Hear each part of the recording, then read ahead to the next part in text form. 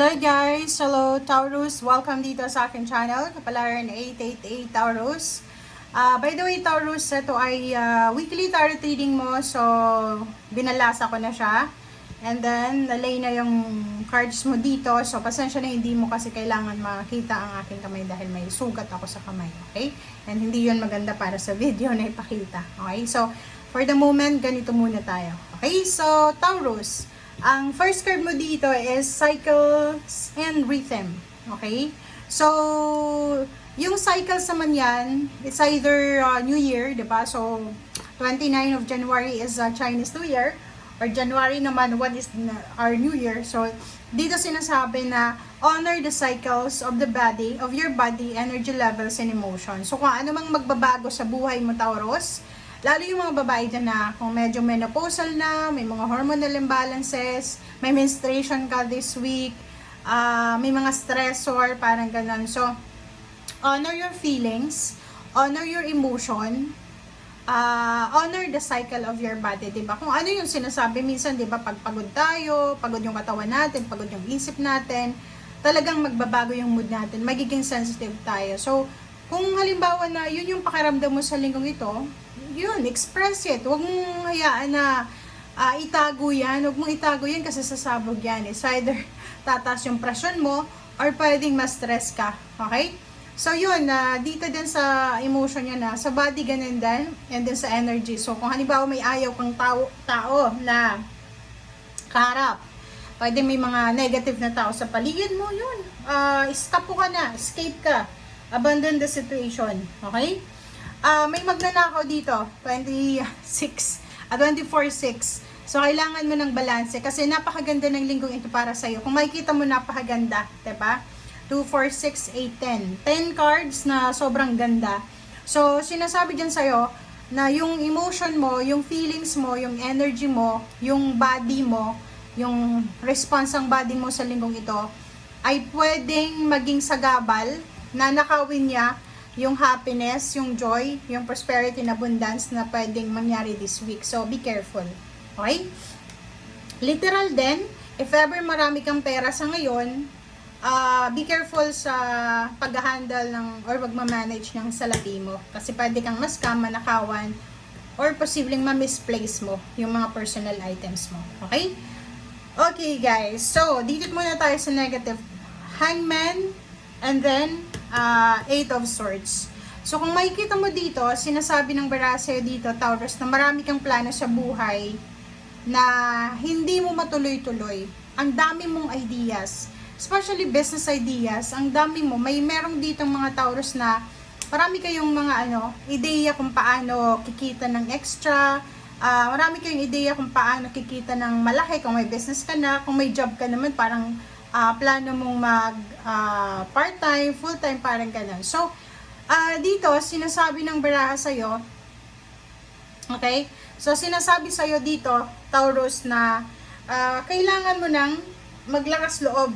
Kailangan mo maglakas loob na umalis dyan sa restrictions na yan eh. Kasi, ang nakikita ko sa'yo dito, binibigyan ka ng pagkakataon ng universe na mabago yung takbo ng buhay mo. Pero, siguro pabago-bago yung isip mo, or kulang ka lang sa mentor, kulang ka sa suporta or connection or financial, parang ganun. Kasi hindi naman, like for example, gusto mo ng business, hindi naman magbe-business kung walang capital, walang mag-i-invest sa'yo, diba? So, kung hindi ka naman makakapunta ng ibang bansa, kung hindi ka magpa-process ng paper mo, parang ganun. So, yun. Okay, guys. So, 6 of Wands. Okay, 6 of Wands, ang nakikita natin dito is victory and success. So, sinasabi sir dito ng baraha na this week, starting this week, simula ngayong linggo, meron kang papasukin na isang trabaho or isang career, isang business or isang pagkakakitaan na pwedeng magdala sa'yo ng sobra-sobrang success. Okay? Ano ba yon? Kasi atong 6 of Wands na to, katabi niya yung King of Pentacles. About money yun eh. You will be super successful in terms of money. Pwedeng makakatanggap ka ng promosyon, first week mo sa job mo, first salary mo, first time mong mag-travel sa ibang bansa, first time mong makahawak ng ganitong kalaking pera, parang ganyan. So, Dito sinasabi sa'yo ng Six of Wands na maraming mga tao yung posibleng hahangaan ka. Pwedeng hindi pa sa linggong ito pero maybe 6 months from now or 6 years from now, sobra kang milyonaryo siguro.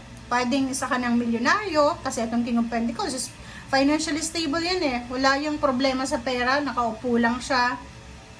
May pumapasok na pera sa kanya kahit hindi siya gumalaw, parang ganon. So, possible yung promotion, salary increase, pagkakaroon ng business, pagta-travel sa ibang bansa or kung ano pa man.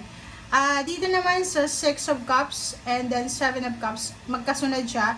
Sinasabi sa'yo dito na meron kang relationship from your past relationship siya. So, mag-iingat kayo.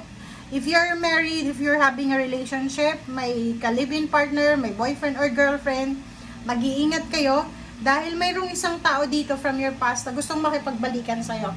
Okay? Hindi ikaw yung may gusto na ito eh. Etong taong ito yung from your past, gusto yung makipagbalikan sa'yo kasi parang hindi siya maka-move on or talagang, hindi ko alam bakit gusto yung makipagbalikan sa'yo. Wala eh, nahang na yung relationship ninyo na yan eh. Diba? Dapat natuloy na yan dati. But nakikita ko sure dito na maging matalino ka. Nakikita mo yung Seven of Cups. Yung Seven of Cups na yan is all about pagiging wise. Kasi hindi lahat ng nangyayari sa paligid mo is para sa'yo. Minsan temptation yan. Like, may relationship kang maganda ngayon, tapos papasok yung ex mo, guguluhin niya lang yung relationship mo. Karma yung aabutin mo niyan. 'Di ba? So, dito sinasabi mag-iingat kayo. Kung gusto nyong mamuhay ng tahimik, mag-iingat kayo sa mga taong papapasukin nyo sa linggong ito. Okay? Next card natin is isang hindi matuloy-tuloy na selebrasyon. Isang hindi matuloy-tuloy na ang tawag dito, family gatherings or kung ano man yan, ang posibleng matuloy na. Okay? So, ito, na 8 of Swords na yan is parang restriction siya. Parang marami kayo na mga gusto na isang buong pamilya or pwedeng mag-asawa yan, magkapatid, magulang.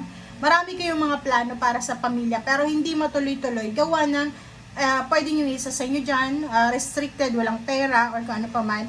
But kung makikita mo dito, Queen of Wands is all about freedom. So, pwedeng halimbawa, eto, sabihin na natin yung Nine of Cups is celebration, family celebration, Pasko, New Year, birthday celebration, fiesta, parang ganon. May isa sa kapamilya mo na hindi nakakadalo dahil siguro may asawa na siya, nakapag-asawa na sa malayong lugar or nasa ibang bansa. But this week, it's all about freedom. So, makakatanggap kayo ng good news na posibleng uuwi na itong kapamilya mo. Kaya magkakaroon kayo ng sobra-sobrang selebrasyon. Okay? And Knight of Wands, nakikita ko sa'yo dito na this week makakaramdam ka ng sobra-sobrang happiness, joy, excitement, confidence, motivation, determination. And dito na yung Hermit. The Hermit is illumination. Illumination, freedom, light, clarity, solution, answers. Okay? So, this week, maganda to para sa'yo. Taurus, kasi nakikita ko na may solusyon ang lahat ng mga pinoproblema mo. And isang unexpected freedom, isang unexpected family celebration events ang mangyayari sa inyo. Okay? Thank you guys. Bye!